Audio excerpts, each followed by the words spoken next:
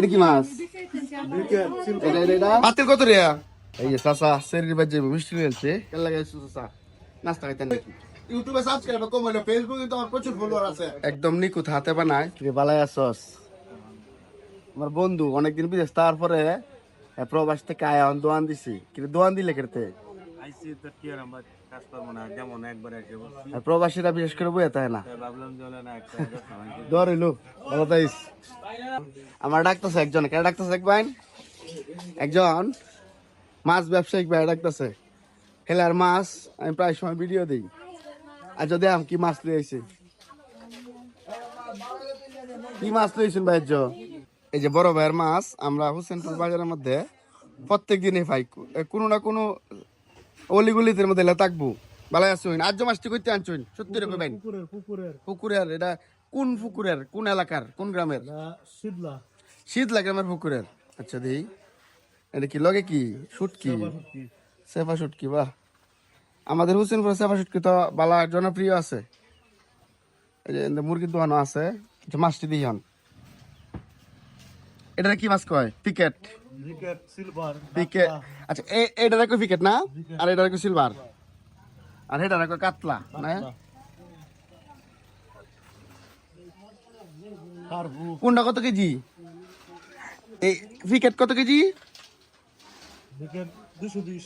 আর silver? আর এই যে কাতলা, এটা কি মিরা? কত? 200। আর এটা কত? রৌ, এটা কত? 300। আর সরবটি 280। এটা কারফো না? এটা তো ডিমুলা নাকি? এটি কত? 300। তো এই বেচা শেষ হয়ে গেলে কি আবার লই আবার বাইর? আপনারা কি আমার দর্শকরা কোনো না কোনো হোসেনপুরের অলিগুলিতে পাইবো? আচ্ছা আচ্ছা আচ্ছা। এই যে মাছ টাছ দেখলাম, আর হেলা কিন্তু অনেক ভালো মানুষ। এই আমাদের হোসেনপুরের বিভিন্ন অঞ্চল থেকে, মানে এই যত গ্রামগুলো আছে বিভিন্ন গ্রাম থেকে আইনে আর বিক্রি করে। আমি যে গ্রামের মধ্যে আছি এই গ্রামের নাম হচ্ছে দ্বীপেশ্বর। আর এই দ্বীপেশ্বর গ্রামের মধ্যে এই সব কিছু পাইবেন, যেন আনাইস পাতির থেকে দইরিয়া শুকনা মাল যা আছে। কি নামাইতেছ?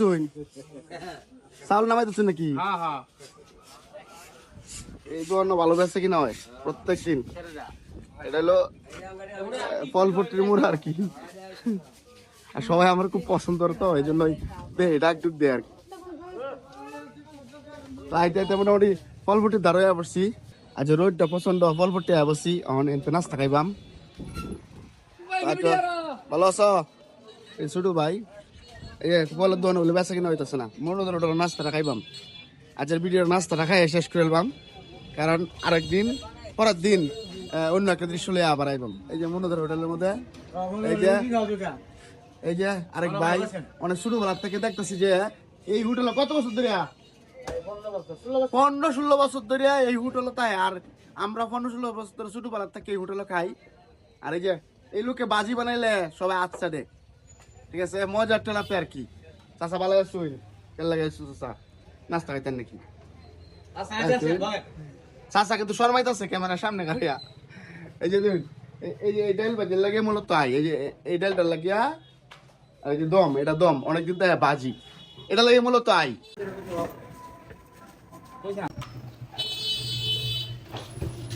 এই যে চাচা শরীর বাজে মিষ্টি রয়েছে, সবাই বাজার তা মিষ্টি মিষ্টি লইয়া পরে এলা বেড়াইতো যে নিয়ে যায়।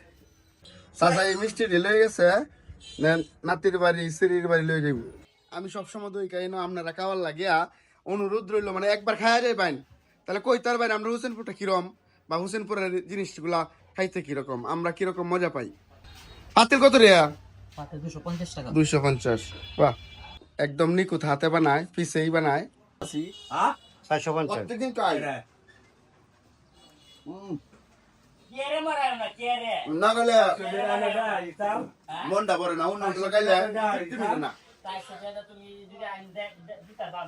মানে অন্য হোটেলে খাইলে ভাই তৃপ্তি মিলে না। আমরা যদি আমার ভিডিও দেখে অনেক ভিডিও করতাম না, মনে হয় অ্যাড বেড়েছে লাগিয়া। আমরা দাওয়াত তো একবার আইবাইন খায় দেখবাইন এই নেটার ভ্যালুটা কিরকম বা দমটা কিরকম।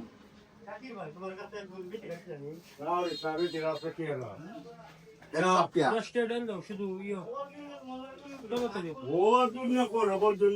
এই ভাই হয় কি ভাই কেমন লাগে না ভালো লাগে আমি কি মিছা কথা বলছি ভাই ভালো লাগে দেখো আমরা বাবা নেট ব্যাস না আমি প্রত্যেকের সকালে উঠে কি করি আর যে ভিডিওর মধ্যে এটা দেখলাম রাস্তার মধ্যে আইলে অনেক মানুষ আমার জিগায় ভাই কিরম মাছ সবাই বুঝছি না মানে ওই ইউটিউবে সাবস্ক্রাইব কম হইলো ফেসবুকে তো আমার প্রচুর ফলোয়ার আছে দেখে ভাই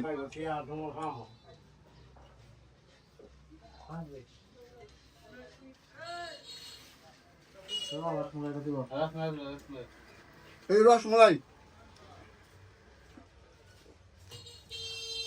রসমলাইয়ের আকৃতি কত সুন্দর দেখছুন এতে মনে হয় যে আমরা দিবেশ্বর গ্রাম হোসেনপুর বাজার মূলত আমরা গ্রামের মধ্যে এরা আশপাশে যত গ্রাম আছে আশপাশে ওয়ার্ড ভিত্তিক গ্রামগুলো আছে না সেই গ্রামের মানুষ সবাই বাজারও হয় সকাল উঠছে বাজার করে বাজার সাথে লেগে খায় আবার যার মন চায় যে বেড়াইতাম যাই তাহলে এই জায়গা থেকে মিষ্টি হয়ে যায় অন্য জায়গায় মিষ্টি আছে কিন্তু এই জায়গার মিষ্টি মানুষ বেশি পছন্দ করে এটা প্রমাণ ভাই প্রমাণ আমরা গুগলে চার্জ দিলে ভাই নেটও চার্জ দিলে ভাই পাশাপাশি নিজে খায় যদি গিফট লাগাই দেবেন তাহলে বুঝতে পারবেন তো আজ ভিডিওটা এই পর্যন্তই আগামীকাল কি করি সেটা দেখাইবাম ভালো থাকবেন আল্লাহ হাফেজ